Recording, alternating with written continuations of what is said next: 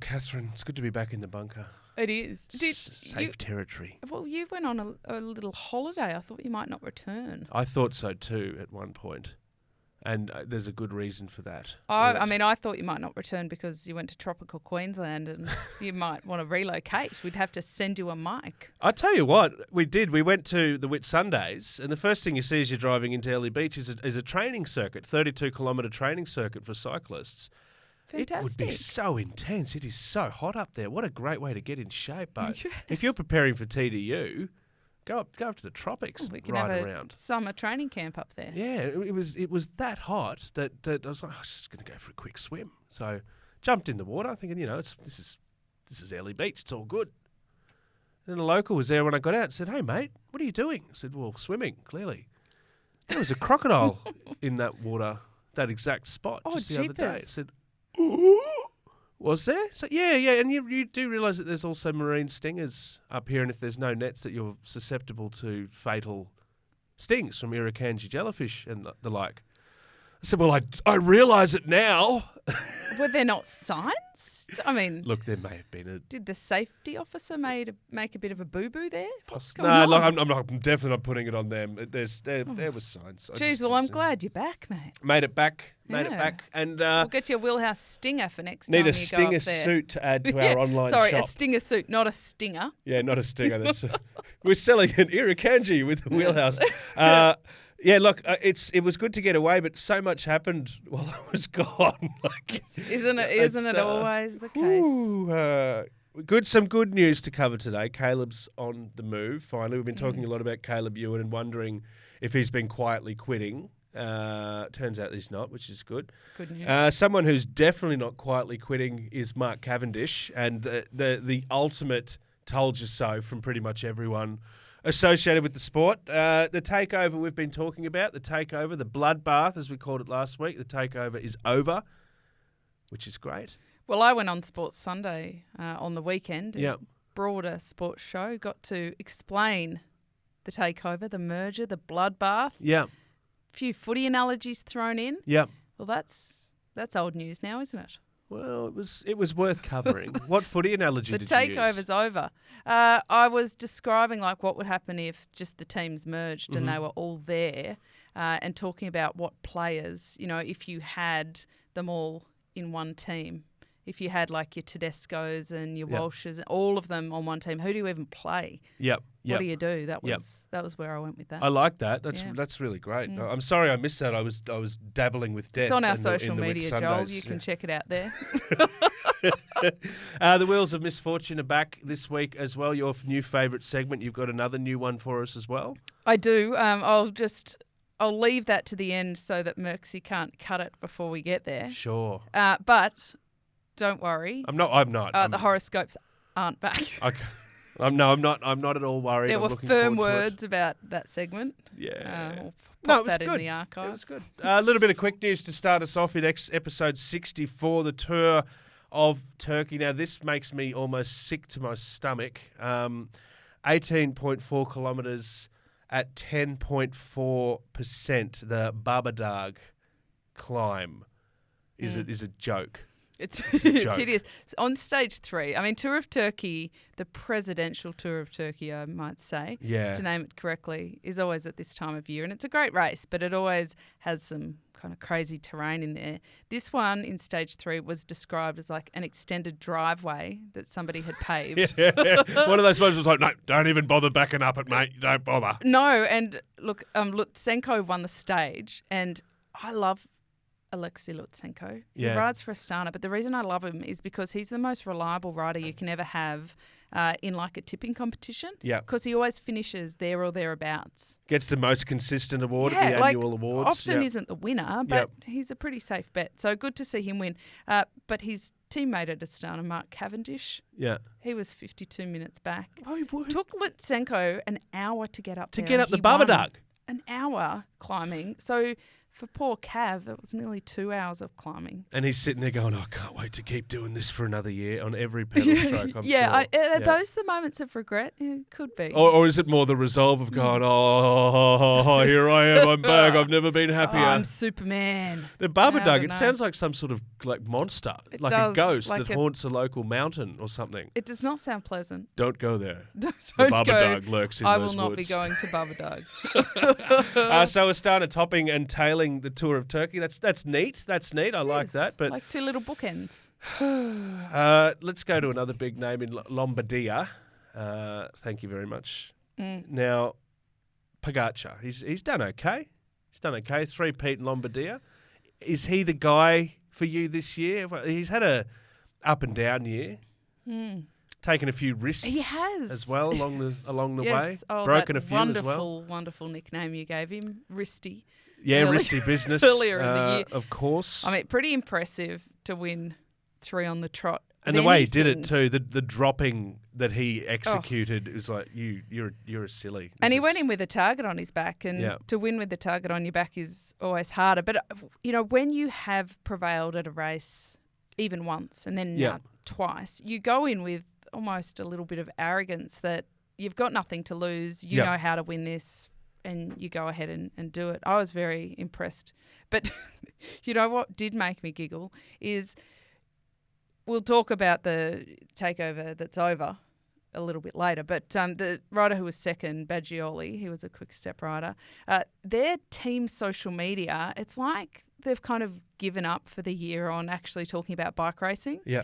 And they're taking this meander back through history in their tweets.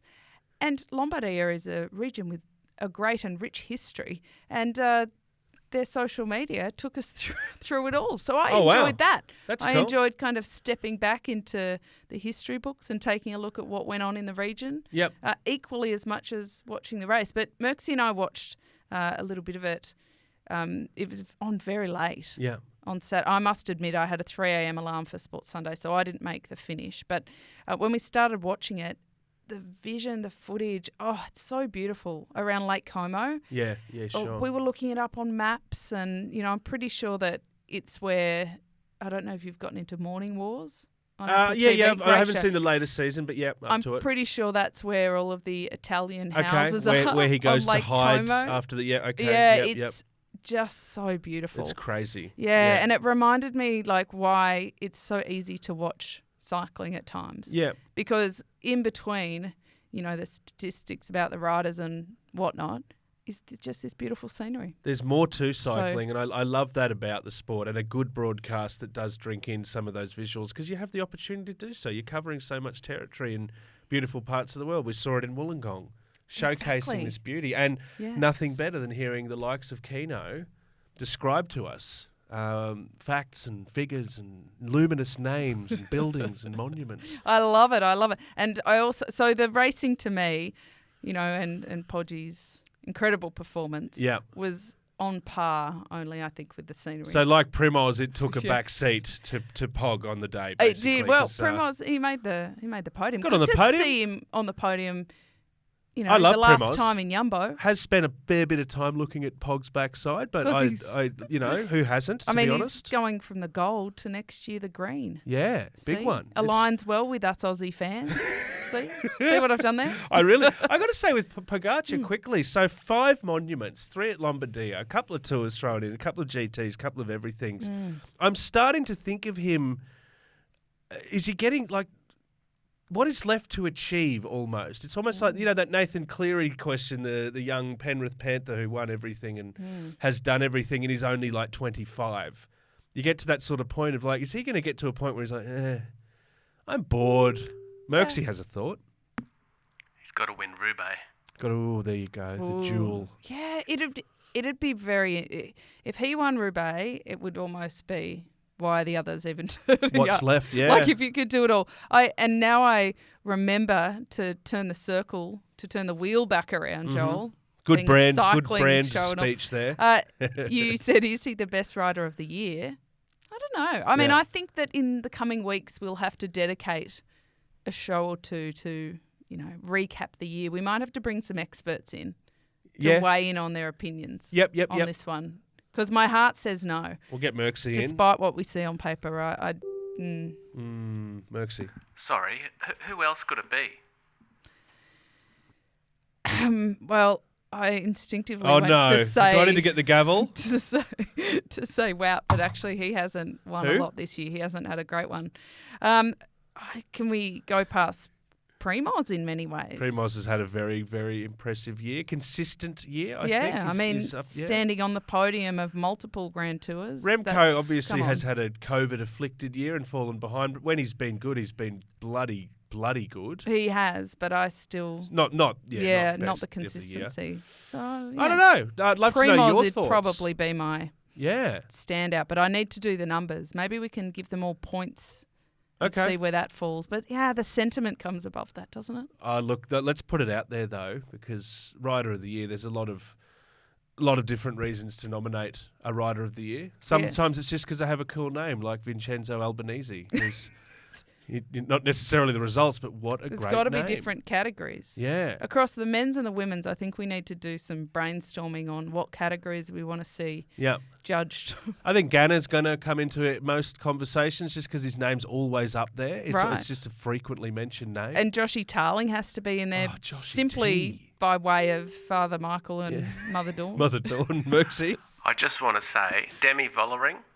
And Tadej Pogacar. They're my two. They're your two. Okay. Yep. Well, a lot of Kopecky has a lot of say about that. to get behind Lotta as well. It's an interesting one. We'll work on that. And your thoughts welcome. If you're a listener or viewer of the program, you can let us know how wrong or correct we are at any given time. Gravel Worlds, Kate Bates, have unfolded. You like it. I'm just going to get right out in front of this and say that Cassia Nieuwiadama is a name that I really struggle to say, but I'm going to have to get better at it. You should see what her full name is then. Please, Joel. Can you? Katarzyna. Katarzyna. Katarina. I have never heard it pronounced in full because she goes by Cassia. Yeah, sure. Cassia Nieuwiadama. But we'll take that challenge in the off-season. We're going to have to learn because she's doing good. So pumped to see her win. I've mentioned on a few occasions that she seems to be the rider with the most top tens, but never quite wins. Yep. And if you go and look at her full bio, like Strade Bianche, she's always a favourite there. She's gotten second. Yeah. 3 times. Things, second in so many stages, second in the GC at the Tour of Romandie this year, third at the GC at the Tour de France. She's always there, but she's so irregularly in years of late is first across the line. Yep. I'm so happy to see her with the rainbows. She's thereabouts. Well deserved. I'm loving gravel, by the way. I just think it's really cool. Yeah. I like some of the quirks as well, the technical quirks of the sport. Oh, there's a heap of them. I mean, in the men, Matej Mohoric. Yeah, love him. He's an absolute Iron Man, can I just say? You're a big fan, aren't you? I'm such a fan of his motor. I'm going back to, I think, 2021 again, where he just took a early break and just said, you know what, see yous. And just was this machine, was this Terminator for the rest of the stage. And it's like, this guy doesn't stop. Well, and another Slovenian. Yeah. I mean, it seems to be the favourite country, doesn't it? Yeah, it does. Really. It does. But what I love... What is in the water over there? I love that it suits the road riders in many ways that have really good skills, because the development of that also makes the roadside more interesting when you know that these riders have great skills and on different courses. So I'm loving that it's been taken more seriously. Awesome, yeah. And it's been given a bit more gravity. Or is it, Joel? I have a thought. Yeah. Is it though? Is it? Because I'll tell you what, Cassia did great. What a great one to watch that was. Or was it? Well, was it? We wouldn't know, would we? I don't know, Kate, because we couldn't watch it, could we?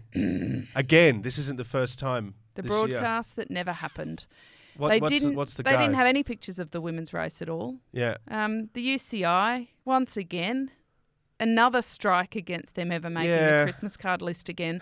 Now, they came out and said, we've only just been made aware that there's no women's broadcast, I'm going to call bullshit on that. Sorry. But normally and I've sat on the board of World Championship organising committees, right? So I'm confident in my knowledge in this sector. I'll back you. Yeah.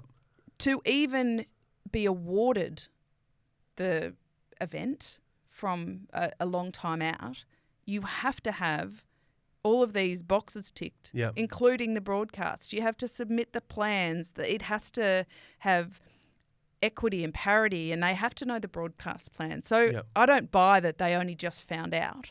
And if that's true, then haven't they dropped the ball there? Haven't they missed the boat? Yeah. The organisers said it was too expensive.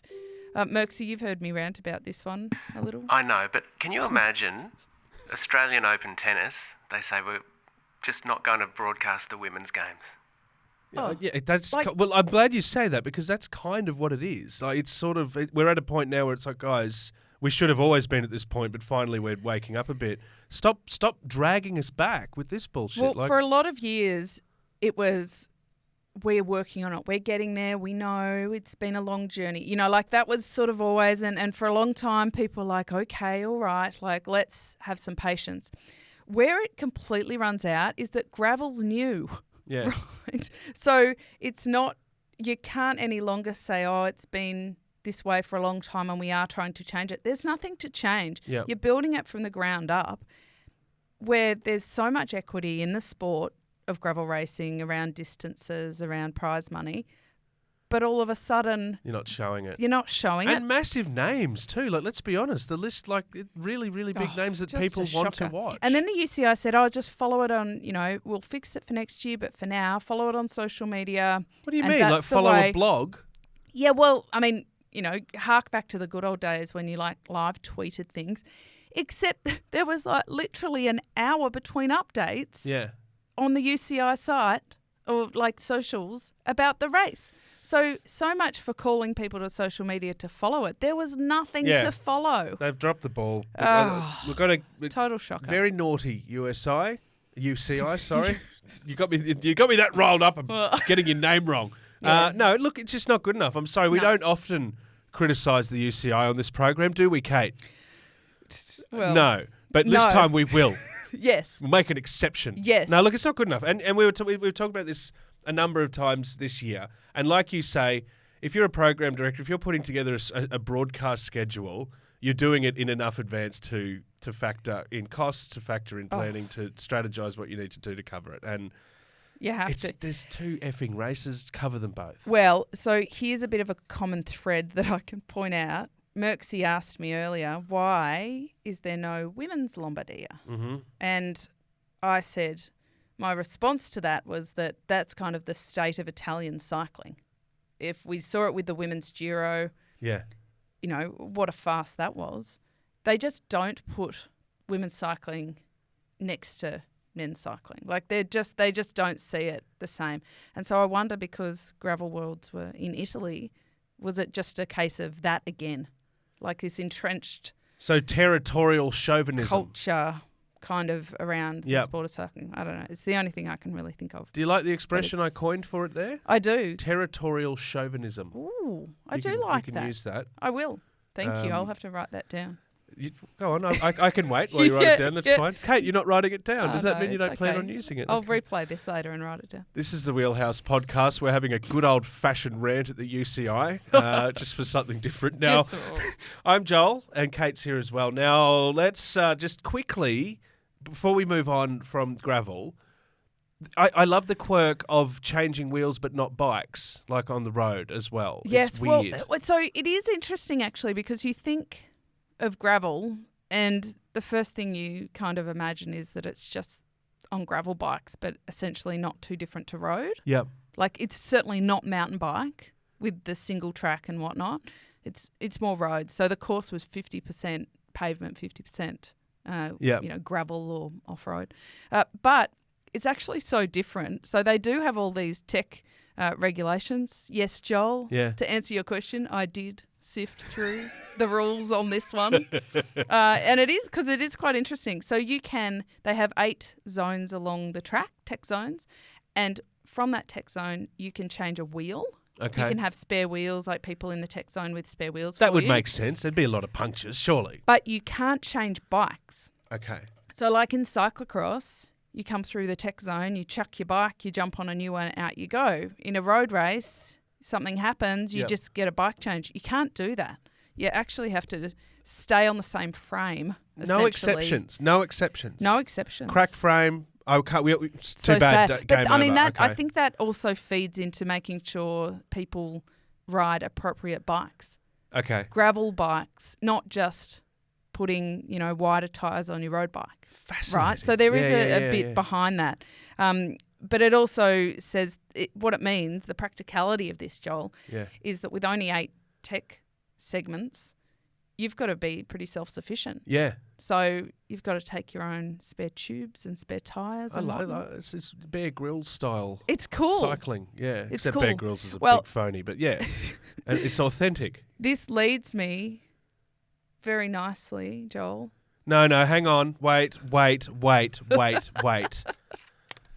Are you're absolutely, you're absolutely sure you want the segment? Yep. Okay. What? No, we're not doing the dance. We're not. No. He wants us to do the dance. I can do a dance. Okay. We just need a little sting to do. One, two, three. The wheel of misfortune. Of misfortune.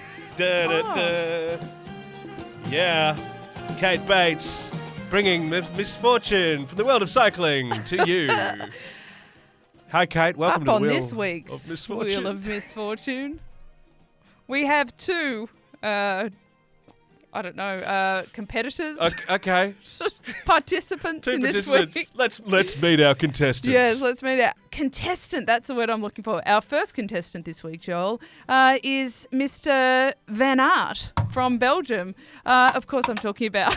You're dinging the gavel. I just hit the Vader head so hard that the batteries fell out, Kate. Heavens. Now, Wout van Aert at Gravel Worlds went in as a hot favourite, but the Jumbo-Visma rider, he crashed like in the first 70k, so in the first half of the race, and that led to a puncture and then a mechanical issue. Yeah. And he had to stand on the side of the path, the gravel section, and change his own tyre. Good. That's pretty good. I love the kid. I love that the kids get to see that. So self-sufficient, get out there, look after yourself. It's a good lesson. I mean, it's a bit unfortunate for him. Yeah. But I like his honesty. Afterwards, he said it was my fault. I got a puncture because, I wasn't riding well. Yep. Mishandling my bike, and I fell off because I wasn't paying attention. So that's cool. That's amazing. But he was about 10 minutes down in 100th odd place, and he decided not to throw the towel in. And he kept going even though he couldn't win the race anymore. As top favourite. Ended up finishing in the top 10. That's incredible. So pretty cool. But a little bit unfortunate for the favourite to go down in that way. As he does, though. So, he's the resolve and the resilience of the man. But I love that your opening Wheel of Misfortune subject was about a wheel today. That was fantastic. I know. Yeah, it was really good, sound. wasn't it? Right. And Merksy? Yeah, top 10.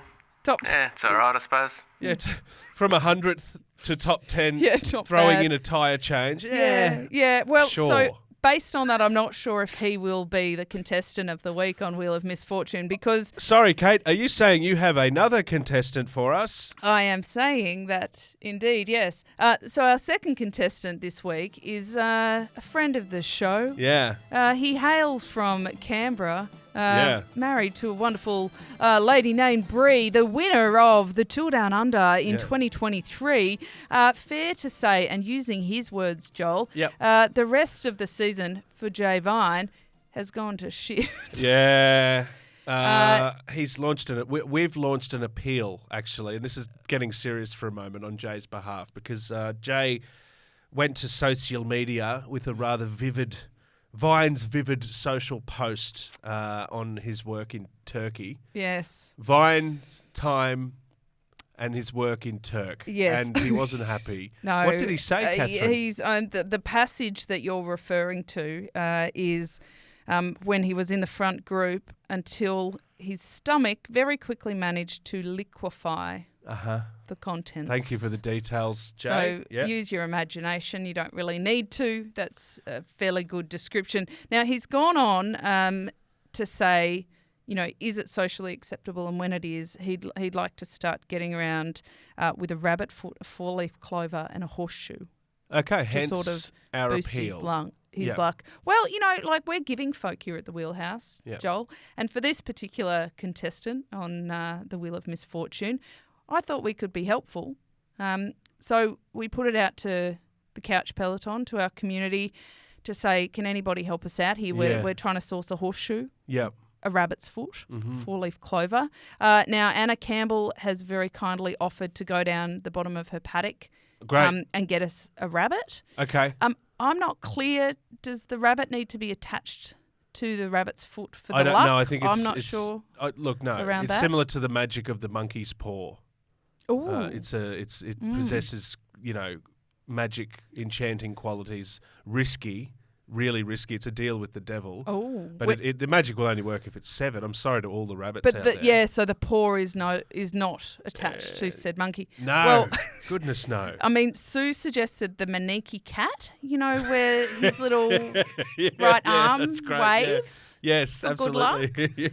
So we could do that. Are there any? Do we have any other suggestions for a little bit of luck? You don't have the horseshoe anywhere I don't stashed away? have a I might be able to horseshoe. sort out the horseshoe. Yeah.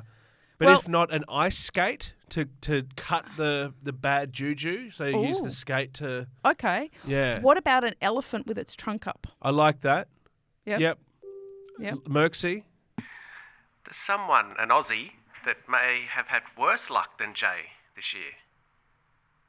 Oh yeah. Caleb Ewan. You're segueing for us. He's moving us on.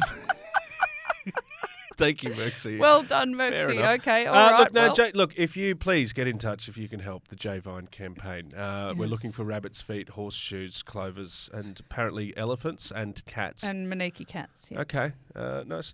Hey, good segment. Good Wheel of Misfortune. Thank you. That's Thank great. you. I think if we have fortunate prizes for the misfortunate contestants, then we can bring it full circle. Well, let's which is finish what we're on going to do fortune. right now. Yeah. Right? You see? Very clever. We've Yeah. been talking a lot about Caleb Ewan and whether he's, as I say, quietly quitting, but apparently not. We finally know what's happening, and it's relief all over. It's been described as a lifeline. It a has. lifeline for Caleb. I find that. He's been handed a lifeline. I don't know. He's still a bloody good rider. I was about to say, I'm not sure about that. I mean, Yeah. there's a lot of teams who would very happily have Caleb. Lifeline. God. But I'm happy to see him come back to an Aussie team. I can't help but think that there's been almost a little bit of, Aussie spirit, like bring him home. The guy's had a rough trot. He's one of the best we've ever had. Yeah. Not just the current.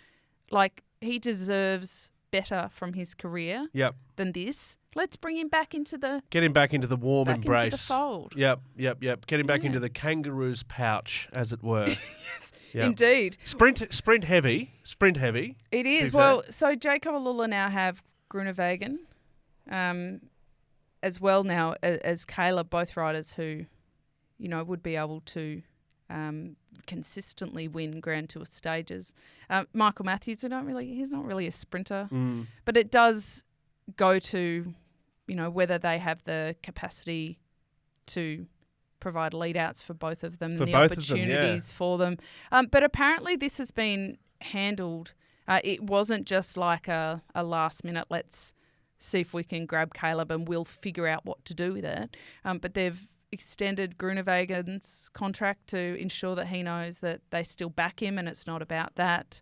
They've talked to their riders about building a bit of a lead out train for Caleb and what that culture would look like. Okay. And it seems like they've done a pretty solid job of making sure that not just that they, hand him a lifeline, to use the term that's been thrown out there, but to ensure that it doesn't impact on their current team and it really does provide him the support and opportunity to thrive. Yep. Because if they just brought him back in to make sure he had a contract and a team, that wouldn't do what they're hoping to do in terms of really allow him to thrive again. It would almost be setting somebody up to fail. So it seems like they've done a pretty solid job in that recruitment. And I'm pleased to see it. I mean, especially with all of the crud we've been hearing about with the takeover, the merger, the bloodbath. I was going to say, offering him some certainty and some assurance, unlike the bloodbath.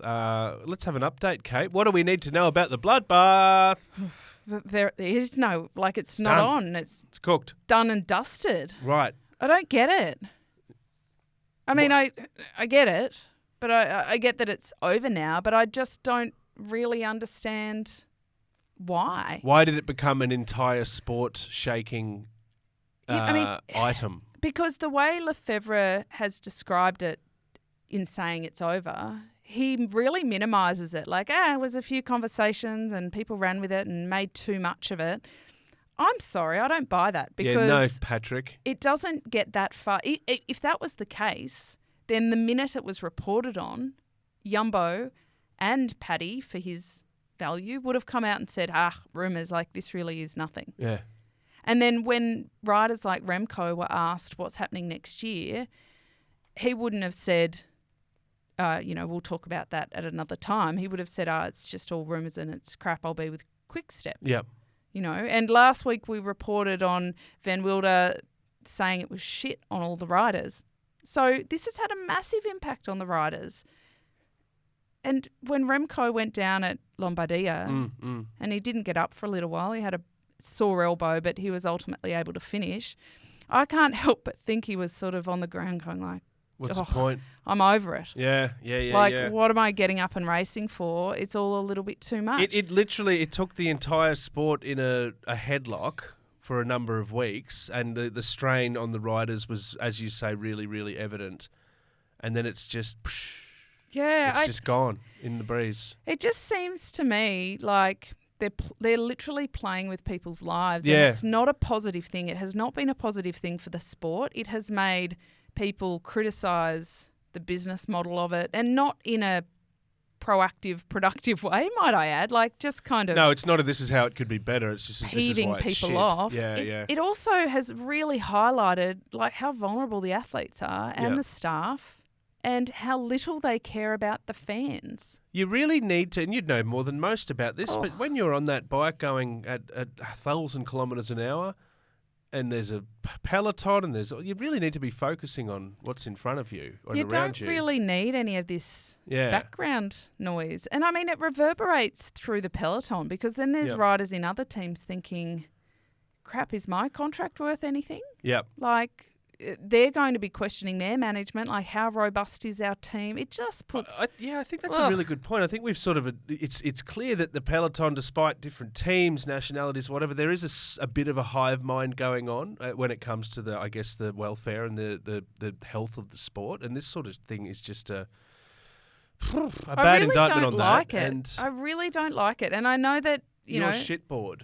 So we've got your shitboard at the moment. UCI is number one today. Yep. Are you saying that Lefebvre and co are leapfrogging into number one? Well, see, again, shitboard? I think on the Jumbo-Visma side, yep. Richard Plug has handled this exceptionally well. He has a very different version, albeit he hasn't really come out publicly to make a big statement. But along the way, he's the one that went to the UCI to say that there'd been a letter of intent signed. He's the one that has been really forthcoming about what sponsors may be available and how it may look. So he seems to have handled it pretty transparently, and perhaps that's why we haven't seen too many of the Jumbo-Visma riders too distressed. Yeah. Over to Paddy's camp, and it's far uglier and messier. So I think we're just going to put Paddy on the shit list. Just Paddy? Yeah. Yeah. You're right. Jumbo handled it, like, talk about closing ranks and handling it with professionalism and sort of, collegiate.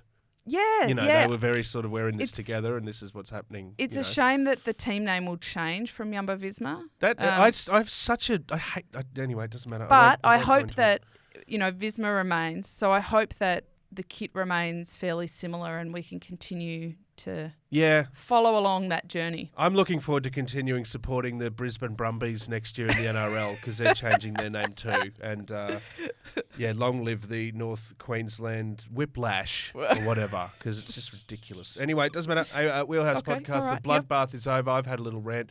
I'm going to add that to the shitboard, name changes. Yep. If that's all right. Please. Happy to set it in number 3. Now, it's not over yet, Kate. It is not over says yet. Mark Cavendish. So everyone, and the rest of the world goes, no shit. Didn't see that coming. I think we knew in the moment that he crashed out of the tour. The collarbone, yeah. That it could not be how his story was No. going to end. Not when he's, driving the bus of his career. Yeah. Because it's his choice. Of course it is. So if it wasn't his choice, different story. But why would you choose to go out like that if you had the option to give it another go? Well, he's ridden up the Babadag. He's proven he wants to be on the bike. I mean, the reason that he even went to Astana is because he wasn't ready for it to be over. He wasn't ready for the story to be over. Yeah. And so he chose to go for another year with a new team. It caused a little bit of chaos. Yeah. But that's how much it meant to him to finish his career on his terms. So imagine... He is the story, isn't he? That it's he not was, the sport, it's him. It's him. Imagine that he was retiring, Joel. Yeah. And his final race would essentially be up the Babadag. Like, no thanks. 52 minutes behind at the bus. Yeah. Like Thanks for the memories. Exactly. That's not that's not a legacy that I've got a mental image in my head for the Babadag. The Gobbledock. The I Gobbledock. like That's that. now what the Babadag looks like in my head. Okay, I'll whip up a little graphic for Babadag the... is coming. But look, Cavendish, I got to say, another one more last hurrah. His 14th last hurrah in the pro peloton. Yes. Looking for that 35th, that elusive stage win. Good on him. As you say, he drives the bus. He's all about it. I have one little... May I? Please. Concern? I'm going to What's call your it the concern? Serena Williams effect Ooh. of going on and going on and going on and chasing that elusive, that important, but also you've won 23 Grand Slams, you've done really well prize. See, okay, so I hear what you're saying. Now, if he had have gotten to the end of the Tour de France, not broken the record... Yeah. You think he and would have gone kept- out? I think he would have gone out. think he would have bowed because out? I Okay. think he would have said, I wanted, I did my best. Thank you for the memories. Okay. Yeah. And so I think that it would be a different narrative right now if he was going another year because he hadn't broken the record. Okay. Because then we'd be going like, oh, that's pretty big risk. Yeah. But because he didn't even get to shoot his shot, I think that that's why everyone's pretty supportive of it. Chris Froome's come out. He's supportive of it. Froomey? Yeah, he said he's a pretty special rider, and I believe he'll be able to break that record. Oh, look, and he wouldn't be doing this if he didn't completely believe that, that 35th is there for the taking. And that mental strength is unparalleled. It is. Of course Well, it is, but gee whiz. Lots of people saying Chris Froome should probably retire. He's announced he's going to continue. But he didn't say he was retiring. Yeah. It's just people are saying he probably should. Yeah. Oh, hang on. Sorry, breaking news. Breaking news. Stop it. Sugg and Peter making a comeback. No. Merksy, did you hear? No, so I'm Froome's, there's teasing. no comeback. He never said he was going to retire. Yeah. Just fans thought he should. I'm happy to see him ride on. Why wouldn't he? Yeah, sure. He's making sure. great money. He loves riding his bike. The pressure's off because post-injury has been a completely different journey for him. Yep. Good on him. Bring on that. I'd be, he should continue to race so long as he's competitive. And until he ticks off that milestone.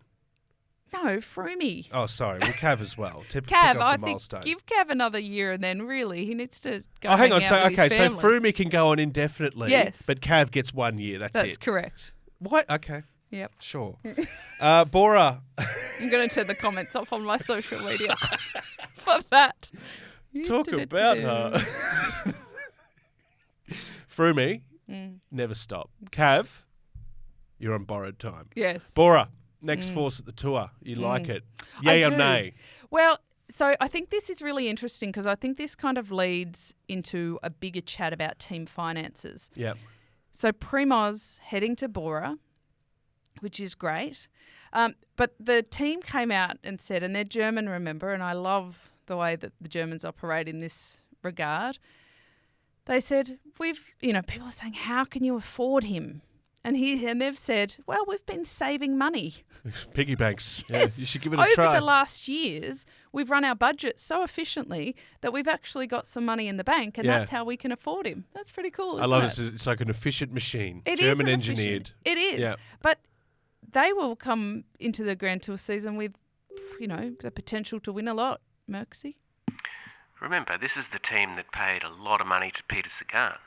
Well, that's true. So you're thinking that with Sagan gone, they just had free-flowing freed money. up some space in the salary they would cap, have as some it were. coin. Okay. Yeah. Well, but it does raise the question of, team budgets and salaries. And Salary now caps. that the super team merges off. Yep. The bloodbath The bloodbath has been drained. A few riders have dispersed.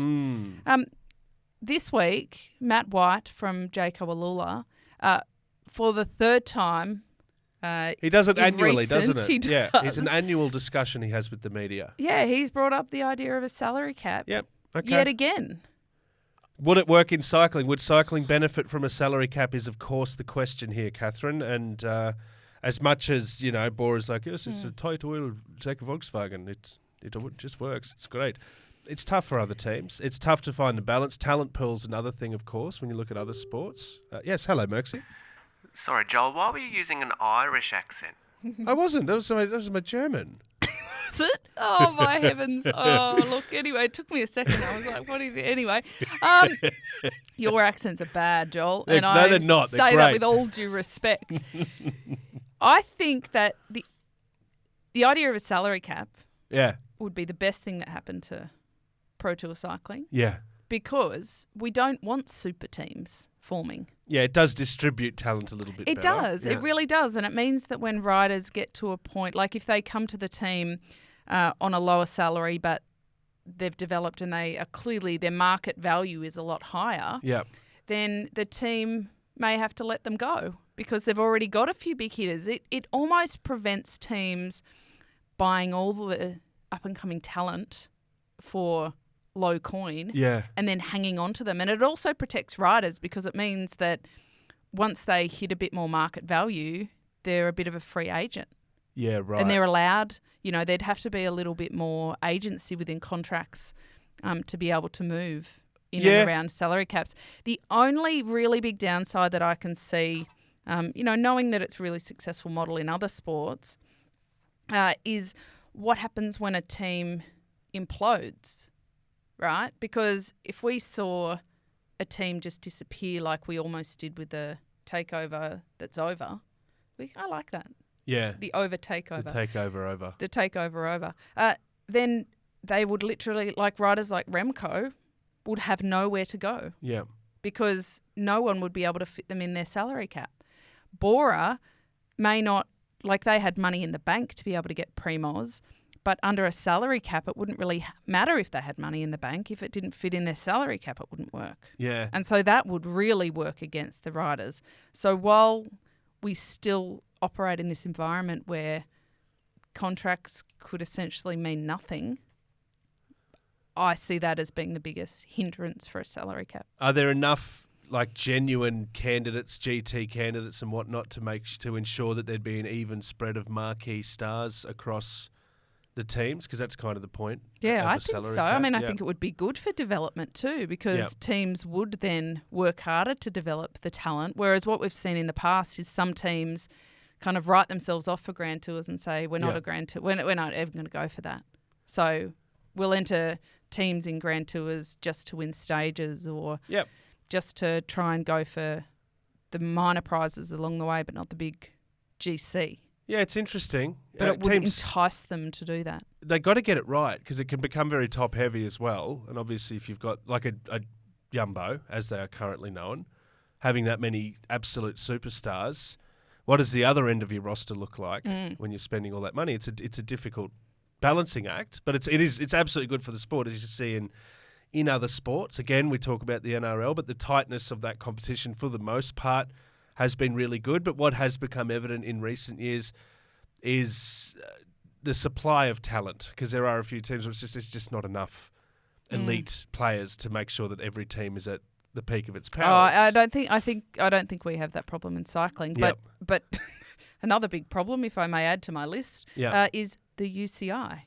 They're already on the shitboard. I don't want them creating this structure because it would end up, I think, a bit of a mess. Okay. Do you think it'd open more doors for elite talent that aren't getting a go at the moment? Absolutely. Okay. Yeah, I think it would make teams have to invest in talent in a different way than they currently do and really invest in what they have. You know, it would really help beef up those salary caps. More money? A bit of sports gambling money. Ooh. A bit of sports betting sponsorship. Okay, I say more money. You go straight to punting. To punting. Yeah, punting is I go there with good reason because I don't love it, but it's weaseling its way into the sport. Catherine, Keirin Racing. It is. So Keirin Racing is pretty big in Japan. A lot of people have heard about it. They have quite an interesting system over there where it's very heavily linked to sports betting, and the way that they kind of maintain the integrity is the riders all come into an accommodation. They hand over their mobile phones. They're not allowed to see anybody outside the little bubble of the riders. They have to submit their race plan beforehand. Yep. They all have SRM, like data collection devices on their bikes that are then made public. So anybody betting on it has all of this information to bet and to make sure that it's not fixed and to make sure that the riders submit their race plan. Therefore, they have to execute their race plan to prevent any kind of match fixing. How convoluted. Oh, sorry, but Jesus. Well, so Derby Wheels is a new setup that is essentially a global Keirin series, so taking it outside of Japan. And in fact, because of the betting laws in Australia, we can't have in-play betting in Australia. So once the game starts, you can't put a bet on. Yep. But we have pretty open legislation around or regulation around just online gambling, right? Which makes Australia a good market for it. So the plan is that they'll run a few out of this, out of Australia. 60 women, 60 men, up to 1,000 races a year. Oof. They're talking about growing the market so big that in fact 1,920 races a year is what they're saying. Okay. I'm sure the athletes are licking their lips. Yeah, $600,000 prize money per tournament. Yep. A tournament is a 3-day tournament. Okay. So for the athletes, they would be like, this will be the most lucrative thing they've ever seen. And all we need to do is become racehorses. Yeah, that's the problem. Is the entire model is contingent on sports betting. Yep. And that doesn't sit right with me. No, I don't like it. It's on the shitboard. Yeah, so Item 3 on the shitboard behind Lefebvre, UCI, and. But these are the ideas that come betting to the fore when you are talking about the biggest team in the world, Jumbo-Visma, losing Jumbo. Yep. So success doesn't equal profitability. No, it's so true. how do you fill that gap in sport, Joel? Sport is wrestling with this all over the world. Cycling is wrestling with it in a massive way. Of course, of course they are. It's not just gambling. Of course, it's petroleum companies and all manner of. Well, so how else do we fund sport? Exactly, that's the question. I don't have an answer for you, but that ethical debate is that necessity of getting into bed with, these evil corporations, whatever you want to call it, is like, what's the alternative? I don't know. Well, would you prefer to get into bed with 50 Cent? Wow, of all the segues. That was step aside. Charlie? Maybe we can get our money from 50 Cent, who's now, somewhat bizarrely, sponsoring a Welsh under-14 girls team. And not joke, we're talking about 50 Cent, the rapper, a.k.a. Curtis Jackson, James Jackson III, I believe. The man of, I believe, 9 bullet holes in his body. Oh, I haven't. Never paid his doctor. That's the great story about that. The guy that saved his life didn't pay him. Oh. So he's like years later, hey, mate, you know how you're worth like 50 million now? Any chance you could sort that bill out? Bill? Mercy. Allegedly. Allegedly. Allegedly. Thank you. Keep legals good. happy. Moving on. So he's the father of one of the players Yeah. in the under-14 girls team. Works on tour, is one of the stage crew for 50 Cent's tour, and thought, bugger it, I'm just going to ask him. Hey, Curtis. And he did. He just said, we need a jersey sponsor. Great. So is it him? Is it like it just says 50 Cent on well, the I jerseys, don't know if it's. I haven't seen the. Or is his the label design yet? No, I think it's him. I think it's 50 Cent, and apparently he's taken quite an interesting. Quite an interest in the sport. AFC Rumney. It's in Cardiff. What and is in it the with under Cardiff? 14 girls team. What is it with Wales at the moment? We've got Wrexham as well. I know. Well, that's Ryan Reynolds. Yeah. He's gone behind it. Ed Sheeran. Ipswich. Yeah, of course. Yeah. Wow. So it could be 50 Cent Visma. Yeah. Sorry, 50 Cent. 50 Cent. Yeah. Oh, sorry, Fiddy. My Got bad. But good idea. Now, this made me think, Joel. Yeah. Look, this isn't a formal segment. We could turn it into one. This made me think, what celebrities would we like to see funding sport? Well, if 50 Cent's doing it, I want Dr. Dre. Do away. you? Of course I do. Right. He's worth like $8 billion, allegedly, and he's, he's Dr. Dre. You know what? I want to see Jennifer Lawrence. No, mine is all. I just have a standard answer for this. Tom Hanks. Tom Hanks and Wilson. Tom Hanks. Hanks Racing. Oh my God. T Hanks Racing. Thanks Racing. Oh, thanks racing. Because There you I go. kind of was thinking tanks, and I'm like, you don't want someone to tank. No, thanks. Thanks. Okay. Gratitude. Put gratitude into the universe. I'm going Jennifer Lawrence because I don't know if you're a fan of the Hunger Games. Yeah, she's But brilliant. Katniss yeah. Everdeen, oh my gosh. Imagine if she could teach some of those skills Yeah. to like an under 15 women's criterium team or something. And she's at the start line going, may the odds be ever in your favour. Exactly. Yeah, I love it. Right. I love it Or lots. what about Taylor Swift? Because I think she's doing well enough. yeah, but I'm just thinking like if we can get the Swifties Oh, okay, yeah, to the name follow works. cycling. Yeah. I mean, on that, Yeah. you know, in that kind of hysteria, we could go for Harry Styles. Yeah, sure. He likes wearing the lycra jumpsuit things. Okay. So there's an alignment. yeah, right? okay, yeah. I think there, yeah. Tom Hanks. Yeah. Sorry. Merksy, don't say Tom Hanks. Oh, Will Smith. Will Smith. He'd be a hit. He'd knock him out. He'd knock him down, wouldn't he? He'd be, all right. What about Sergeant Peter? No, he's a cyclist. No, we Still? need like outside. Is he though? I think he's bigger than the sport. No. Michael Jordan. Michael Jordan. He's tied up. He just made a deal. He sold out of the Charlotte Hornets and made, I think, like several $1 billion. So that should be a yes then. No, got he's going into another venture. Oh, he'll have enough spare cash. He'll have a bit of cash. Yeah. If you could convince Michael Jackson to get behind, like, it's not just a cycling team; it's the sport of cycling that would benefit. Well, Michael Jackson? Yeah. That's what I said. Yeah, if you could bring him back somehow, deep fake him, AI. Michael Jordan, sorry. No, you know what? Michael Jordan and Michael Jackson. Why not? Yeah. Bring it back. Merksy, it doesn't Billie surprise Jeans. me that he's gone for Michael Jordan. Did you know, Joel, that... Sorry. Billie Jean Racing. I know, Yeah. Billie Jean Racing, that Merksy's always dreamt of owning a pair of Jordan Air Jordan 7s. You can borrow mine if you want. So I reckon he's putting Michael Jordan's name in the hat because he thinks maybe if we facilitate a cycling sponsorship, he might get his dream of having some Air Jordan 7s. Donald Trump.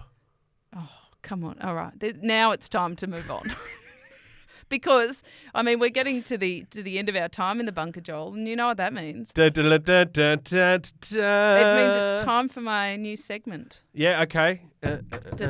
Now, I've called this one From the Archives. What do you? Is that a good name? We'll workshop that. We could go for Gear Shifts in Time. Let's see if the segment's Anyway, going to let's see stay how they first. go. And we'll, Now, in the summer of 1982, Joel, 31 teenagers and 5 adults embarked on a 3,600-mile ride across the US trying to raise money for MS. Yep. They were all pretty hungry for adventure, but they kind of had no idea what they were getting themselves into, weren't seasoned bike riders. For 30 years, Joel, the VHS tapes, you remember those old things? Yeah, absolutely. Yeah. That were used to film it, they went missing. They've been found. Oh, wow. They have been found. And so... Found or returned? No, from a found. thief? Okay. I don't know where, but from 40 years ago, we now have these fantastic VHS tapes of this adventure. Amazing. Across the US. They've turned it into a little documentary series, which you can find on Outside Watch. Yep. So pop that into the old Google. What's it called? I don't know the name of the doco. They haven't even sorry. really pulled that out, to be honest. Okay. Shadow of a Wheel, I thought. Could be. We could name it. Yeah, well, I know you love naming. Yes, but that's how from the archives it really is. The Long Ride. Yes, The Long Ride. So I'm very excited about this one. That's excellent. I don't mind this segment.